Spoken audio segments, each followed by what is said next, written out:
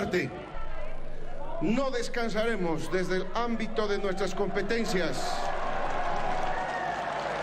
de exigir el procesamiento y sanción de los autores del golpe de Estado, quienes deben responder ante la justicia por los actos ilegales, ilegítimos y violentos que perpetraron contra el pueblo, la democracia y la constitución política del Estado. Memoria, verdad y justicia.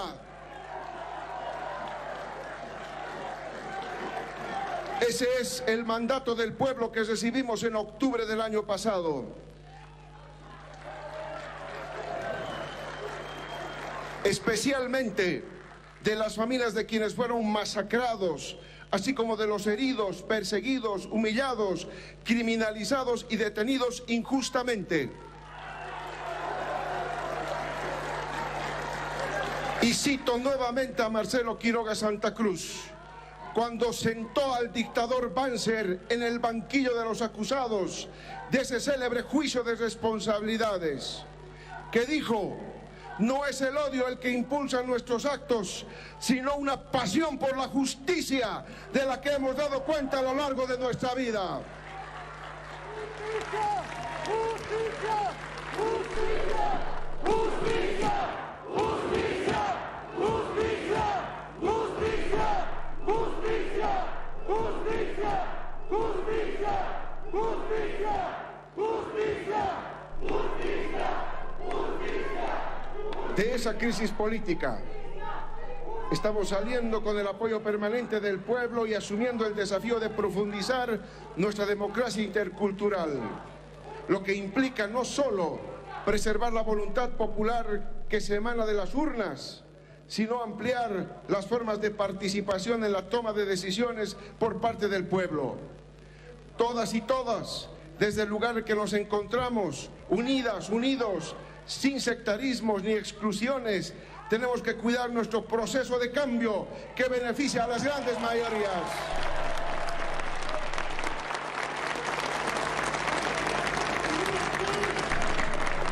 Ahora quiero referirme a la dimensión económica de la crisis generada por el gobierno de facto, cuyas manifestaciones negativas empezaron a ser encaradas desde el primer momento en el que asumimos nuestro gobierno. Sabemos que la crisis económica que dejó el gobierno de facto es la principal preocupación de las familias bolivianas. Así nos lo ha manifestado en cada lugar que recorremos de nuestra amada Bolivia. Pero antes de entrar en detalle, permítame hacer una breve referencia al comportamiento económico que tuvo nuestro país durante los 14 años en los que implementamos el modelo económico, social, comunitario, productivo.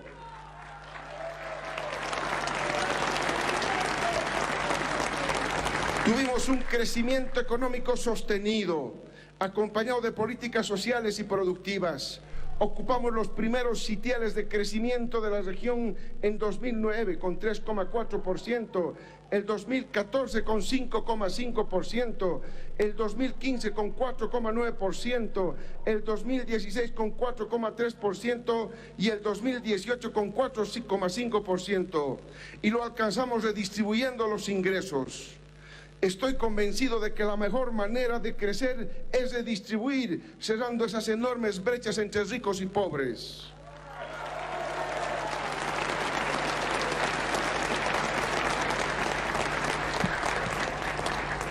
Es así que a través de las políticas redistributivas, estos resultados económicos también se tradujeron en mejoras en el ámbito social desde 2005 hasta 2019. Con la disminución de la pobreza y de la pobreza extrema de 60% a 37% y de 38% a 13% respectivamente. De igual forma, la desigualdad pasó de 0,6 en 2005 a 0,42 en 2019 y se redujeron las brechas de ingresos pasando de 35% a 59% el porcentaje de personas con ingresos medios en nuestro país.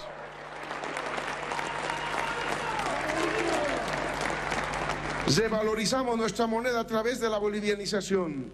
Los neoliberales nos hicieron pensar que nuestra moneda no tenía valor, pero les demostramos que lo nuestro vale y hoy el 99% de los créditos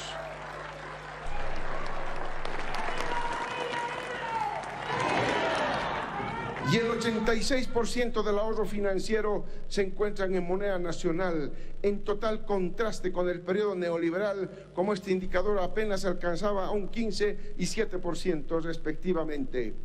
En noviembre de 2019 nos arrebataron esos logros. La derecha boliviana irrumpió nuestro orden constitucional con el único objetivo de asaltar el Estado.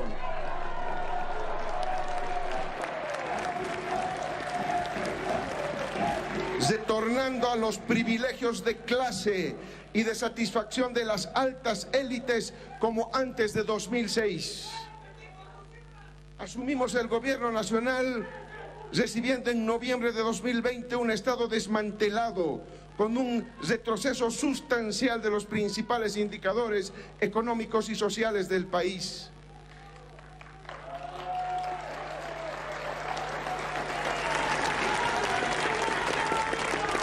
Es así que a diciembre de 2020 el déficit fiscal alcanzó al 12,2% del Producto Interno Bruto y propulsó una tasa negativa del 8,8% del Producto Interno Bruto a diciembre del año pasado. Un retroceso en nuestra producción de 67 años, no visto desde 1953.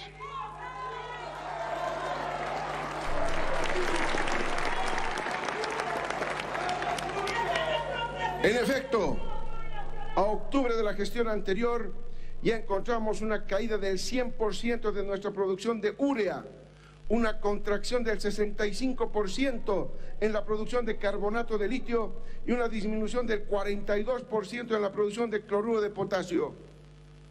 Las principales inversiones del Estado en nuestro territorio registraron una contracción del 66% en la ejecución de la inversión pública a octubre del año pasado. Este atentado al aparato productivo se hizo más evidente aún con la paralización de la inversión del Estado en la economía, principal vector del crecimiento económico en nuestro modelo económico, social, comunitario, productivo.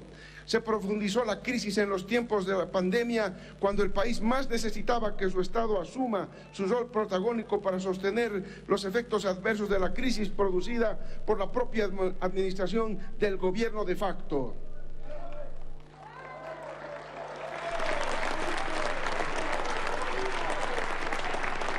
En este tiempo hemos evidenciado cómo los 11 meses que duró el gobierno de facto y la derecha boliviana destruyeron la economía de los hogares y empresas bolivianas y las empresas públicas y privadas.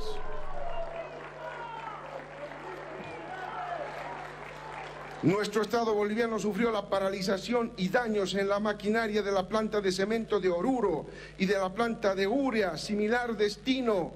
Sufrieron la planta industrializadora de vidrios en Vivol, en Chuquisaca, la planta eólica en La Ventolera, la planta de vidrio, los proyectos de exploración de YPFB, los proyectos apícolas en Chuquisaca, la planta de cítricos, el ingenio azucarero de San Buenaventura en el norte de La Paz, entre otros, desechando productos alimenticios mientras el pueblo sufría de hambre.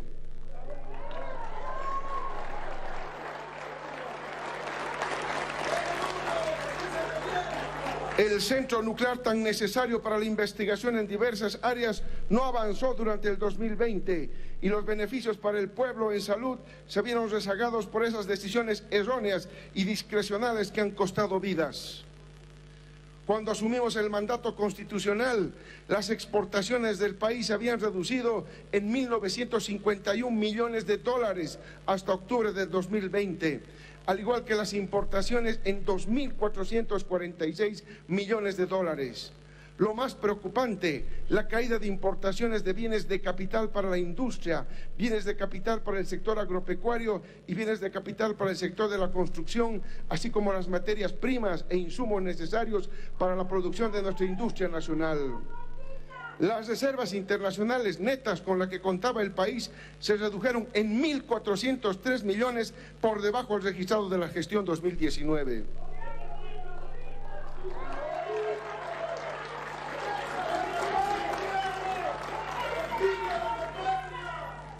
La deuda interna del Tesoro General de la Nación acumulada a octubre de 2020 registró 9.457 millones de dólares. un incremento del 59% en el endeudamiento interno de nuestro país. En porcentaje del Producto Interno Bruto, la deuda interna del TGN, que alcanzaba 14 puntos porcentuales en 2019, ascendió a 25 puntos porcentuales en 2020.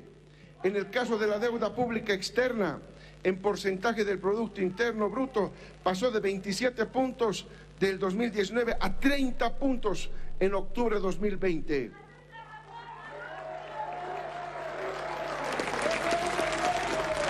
El golpe a la actividad económica y las decisiones arbitrarias del gobierno de facto afectaron también a la recaudación tributaria, observándose una disminución del 27% acumulado desde el 2020, lo que representa una caída de 13.027 millones de ingresos del erario nacional.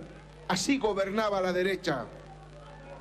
Los indicadores sociales, por su parte, también registraron retrocesos sustantivos.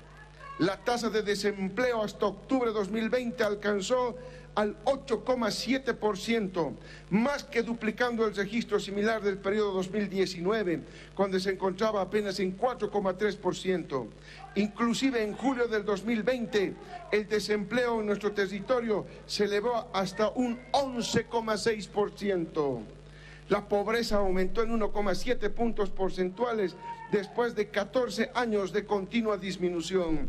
Así también se deterioraron los avances de la desigualdad, pasando de un índice Gini de 0,42 a 0,45 en 2020, ligada también a un retroceso en la estructura de ingresos de la población. Como si no hubiera sido suficiente con generar hambre en el pueblo, la falta de visión y el desamor por la población dejaron a nuestra juventud, a nuestra niñez, sin la posibilidad de acceder a la educación al clausurar el año escolar, profundizando la crisis social.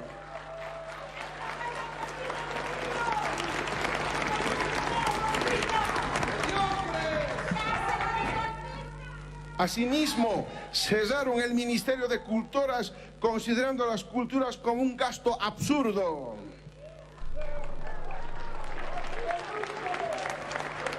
La cuarentena rígida y militarizada, determinada por el gobierno de facto con la excusa de prevenir la pandemia, solo sirvió para que se generen escenarios de corrupción y saqueo en las arcas estatales.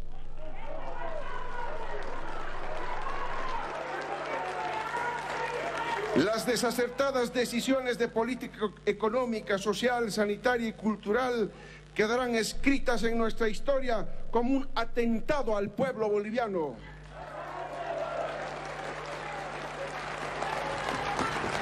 El gobierno de facto demostró una vez más que la derecha jamás representará el verdadero interés del pueblo, puesto que solo busca el interés de unos cuantos, sin importar la miseria generada en las familias bolivianas.